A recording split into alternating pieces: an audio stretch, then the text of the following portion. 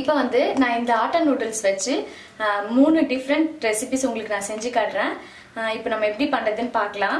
இப்போ நம்ம first vegetables வச்சு எப்படி இந்த நூடுல்ஸ் பண்றதுன்னு பார்க்கலாம். அதுக்கு வந்து கேரட், பட்டாணி, கொஞ்சம் பன்னீர், வெங்காயம், பச்சை மிளகாய் எடுத்துருக்கேன். கொஞ்சம் பூண்டு கட் பண்ணி வச்சிருக்கேன். இன்னும் எந்த விருப்பமான வெஜிடபிள்ஸ் வேணாலும் நம்ம சேர்த்துக்கலாம். பீன்ஸ், கேப்சிகம் கூட சேர்த்துக்கலாம். இப்போ நம்ம இதை எப்படி பண்றதுன்னு பார்க்கலாம். இப்போ வந்து கடாயில் நல்லா எண்ணெய் காஞ்சிச்சு. ஃபர்ஸ்ட் கட் பண்ணி வச்ச பூண்டு சேர்த்துக்கலாம். பூண்டு நல்லா பொரிஞ்சு வரும்போது வெங்காயம்,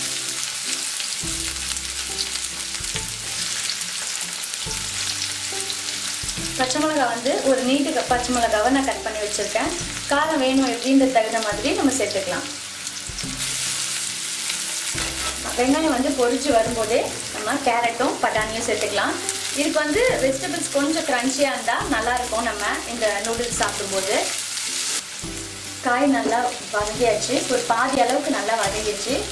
இப்போ வந்து கொஞ்சமா இது இஞ்சி பூண்டு பேஸ்ட் சேர்த்துக்கலாம். ரொம்பவே கம்மியா, ஒரு 1/4 டீஸ்பூன் அளவுக்கு போதும். இஞ்சி பூண்டு பேஸ்ட் வந்து வேணும்னா சேர்த்துக்கலாம், இல்லைன்னா அவாய்ட் பண்ணிடலாம். இப்போ இஞ்சி பூண்டு பேஸ்ட்டும் நல்லா எண்ணெயில் வதங்கியாச்சு. கொஞ்சமா மஞ்சள்தூள் சேர்த்துக்கலாம், ஒரு 1/4 டீஸ்பூன் மஞ்சள்தூள். இப்போ வந்து நம்ம அந்த ஆட்டா நூடுல்ஸ் கூட ஒரு மசாலா பேக்கெட் கொடுப்பாங்க, அதையும் நம்ம சேர்த்துக்கலாம். இதில் அந்த மசாலா பேக்கெட்லேயே கொஞ்சம் உப்பு சேர்த்து வச்சுருப்பாங்க தேவையான அளவுக்கு. நம்ம இப்போ காய்கறிலாம் சேர்க்கறதுனால இப்போ அதுக்கு தேவையான உப்பை நம்ம சேர்த்துக்கலாம்.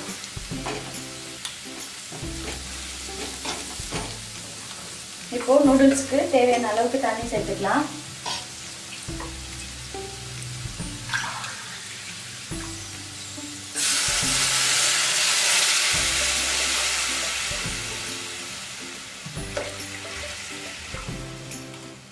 ஒரு 1.5 டம்ளர் அளவுக்கு தண்ணி ஊற்றிருக்கேன். அதாவது இப்போ நான் எடுத்தது பெரிய பேக்கெட் எடுத்திருக்கேன். அதில் இந்த மாதிரி செய்யறோம்னா இதுக்கு கூட கொஞ்சம் சேர்த்து கூட பண்ணலாம். 1.5 டம்ளர் தண்ணி அளவுக்கு போதும். இப்போ வந்து நம்ம தண்ணி நல்லா கொதிச்சு வருது. இப்போ நம்ம இதில் நூடுல்ஸ் சேர்த்துடலாம். நூடுல்ஸ் சேர்த்துட்டு நல்லா கலந்து விட்டுட்டு இப்போ நம்ம எடுத்து வச்ச பன்னீரை சேர்த்துடலாம். பன்னீரை ஃபர்ஸ்டே போட்டு கலந்தீங்கன்னா உடஞ்சிடும். அதனால இந்த ஸ்டேஜில் நம்ம பன்னீரை சேர்த்துக்கலாம். இது எல்லாத்தையும் ஒன்றா நல்லா கலந்துட்டு இதை மூடி போட்டு ஒரு 5 நிமிஷம் நம்ம வேக வச்சோம்னா நம்ம வெஜிடபிள்ஸ் நூடுல்ஸ் ரெடி.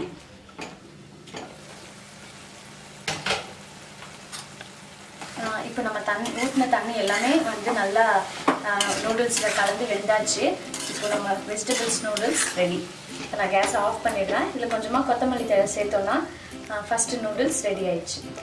இப்போ வந்து அடுத்தது நம்ம கேப்சிகம் எக் நூடுல்ஸ் பண்ணி எப்படி பண்ணுறதுன்னு பார்க்கலாம். அதுக்கு ஃபஸ்ட்டு வந்து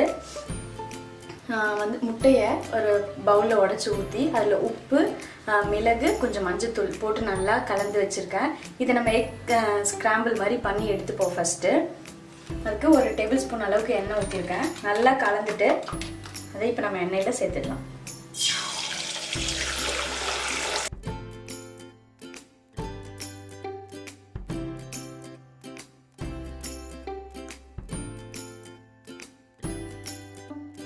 இப்போ வந்து நம்ம எக்கு வந்து தனியாக எடுத்து வச்சாச்சு. இப்போ திருப்பி வந்து கடாயில் ஒரு டேபிள் ஸ்பூன் எண்ணெய் ஊற்றிருக்கேன். ஒரு 1/2 பச்சை மிளகாய் போட்டுக்கிறேன். வெங்காயம், எக்கு கூட வந்து கேப்சிகம் சேர்த்திங்கன்னா ரொம்ப சூப்பராக இருக்கும். இப்போ ஓரளவுக்கு கொஞ்சம் எண்ணெயில் வந்து வெங்காயம் பொரிஞ்சு வர நேரத்தில் கேப்சிகம் சேர்த்துக்கலாம். நம்ம என்ன கலர் கேப்சிகம் வேணாலும் சேர்த்துக்கலாம், நல்லாயிருக்கும். காய் வதங்கும் போது கொஞ்சமாக மஞ்சள்தூள் சேர்த்துக்கலாம். காய்க்கு தேவையான அளவுக்கு உப்பு சேர்த்துக்கலாம். இதுலேயும் கொஞ்சோண்டு இஞ்சி பூண்டு விழுது சேர்த்துக்கலாம். ரொம்பவே கம்மியாக சேர்த்துக்கோங்க.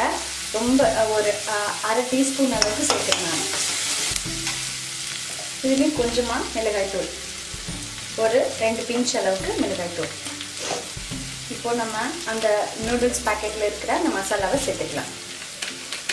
இப்போ இந்த மசாலா வேணாம் அப்படின்னு உங்களுக்கு பிடிக்கல அப்படின்னா கொஞ்சம் மிளகாய் தூள், பச்சை மிளகா, பெப்பர் அந்த மாதிரி மட்டும் சேர்த்துட்டு இதை கூட அவாய்ட் பண்ணாலும் அவாய்ட் பண்ணலாம். இல்லை இதை விருப்பப்படுறவங்க இந்த மசாலா சேர்த்தும் செய்யலாம். அதையும் எண்ணெயில் ஒரு நிமிஷம் வதக்கிட்டு இப்போ இதுக்கு தண்ணி ஊற்றிடலாம் வேகிறதுக்கு.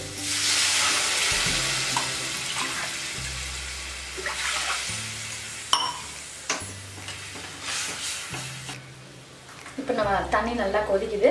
இப்போ நம்ம நூடுல்ஸை இதை சேர்த்துக்கலாம். இப்போ இதை நம்ம மூடி போட்டு வேக வச்சிடலாம். ஒரு 5 நிமிஷம், 5லேருந்து 7க்குள்ளே கண்டிப்பாக நூடுல்ஸ் வந்து நல்லா வெந்துடும். நல்லா கலந்துட்டு அதுக்கப்புறமா மூடி போட்டு மூடிடலாம். வந்து முட்டையை இப்போ சேர்க்கக்கூடாது. நம்ம பன்னீரை வந்து வெஜிடபிள்ஸில் சேர்க்கும் போது இந்த ஸ்டேஜில் சேர்த்தோம்.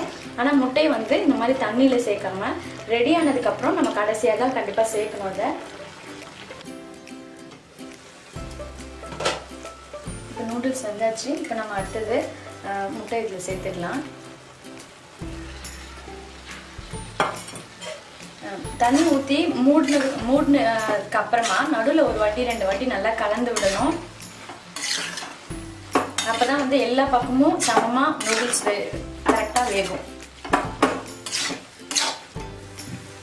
இப்போது ஒரு நிமிஷம் ஆனதுக்கப்புறமா நம்ம முட்டை நூடுல்ஸ் ரெடி ஆயிடுச்சு.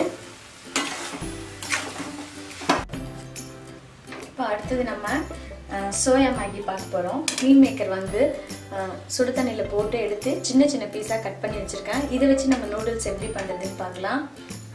இப்போது நான் கடாயில் ஒரு டேபிள் ஸ்பூன் எண்ணெய் ஊற்றிருக்கேன். நல்லா காஞ்சிச்சு. இப்போ பொடியை கட் பண்ண பூண்டு சேர்த்துக்கலாம். பூண்டு நல்லா பொரிஞ்சு வரும்போது வெங்காயம் சேர்த்துக்கலாம். வெங்காயம் நல்லா வதங்கிட்டோம். இப்போது இதுக்கும் இஞ்சி பூண்டு பேஸ்ட்டு ஒரு 1/4 டீஸ்பூன் அளவுக்கு இஞ்சி பூண்டு பேஸ்ட் சேர்த்துக்கலாம். இப்போ நான் கொஞ்சம் பட்டாணி நம்ம நூடுல்ஸ்க்காக எடுத்து வச்ச பட்டாணி கொஞ்சம் வெஜிடபிள்ஸ் நூடுல்ஸ்க்காக அதையும் நான் சேர்த்துக்கிறேன். நான் வந்து ஃப்ரெஷ் பட்டாணி எடுத்துருக்கேன். அதனால எனக்கு சீக்கிரமாக நல்லா வதங்கிடுது. நீங்கள் காஞ்ச பட்டாணி எடுக்கிறீங்கன்னா முன்னாடியே வந்து ஊற வச்சு வேக வச்சு எடுத்து வச்சுக்கோங்க.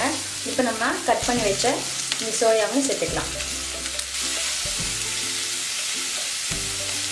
1/2 டீஸ்பூன் மஞ்சள்தூள், 1/2 டீஸ்பூன் காரத்தூள், ஒரு 1/4 டீஸ்பூன் அளவுக்கு கரம் மசாலா. சோயாவில் மட்டும்தான் நான் கரம் மசாலா சேர்க்குறேன். இந்த சோயா சேர்க்கும் போது அந்த கரம் மசாலா சேர்த்திங்கன்னா அந்த நூடுல்ஸ் வந்து நல்லா டேஸ்ட்டாக இருக்கும். அந்த வாசனையும் நல்லாயிருக்கும்.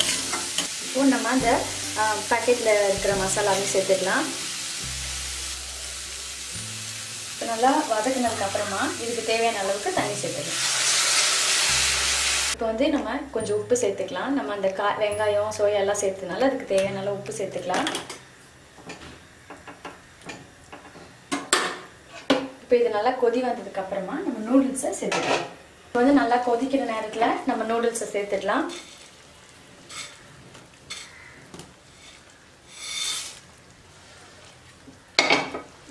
நல்லா கலந்துட்டு மூடி போட்டு நம்ம எப்பவும் போல் ஒரு 5 நிமிஷம் வேக வச்சு எடுத்துடலாம். நூடுல்ஸ் வந்து இப்போ நல்லா வெந்துச்சு.